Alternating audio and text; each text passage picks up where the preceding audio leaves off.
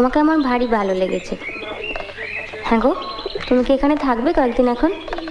যদি না তোমরা তাড়িয়ে দাও। থাকলে বেশ ভালো হয়। বইয়ের আলমারির কোনো ইংরেজি বই আমি পড়তে পারি না, তুমি থাকলে অন্তত পড়ে শোনাতে পারো। আচ্ছা, এই যে বললে বিহারীবাবুর সঙ্গে তোমার বিয়ের কথা হয়েছিল, হ্যাঁ। সেটা হয়নি বলে তোমার কোনো আফসোস হয়নি? ওমা, আফসোস হবে কেন? ভগবান যা করেন মঙ্গলের জন্য। তাই বুঝি?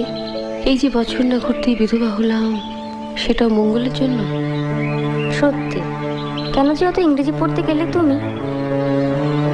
আবার ভাবো, তাহলে তো তুমি বরের কাছেই অন্য জায়গায় থাকতে, এখানে আসতেও না, আমাদের দেখাও হতো না।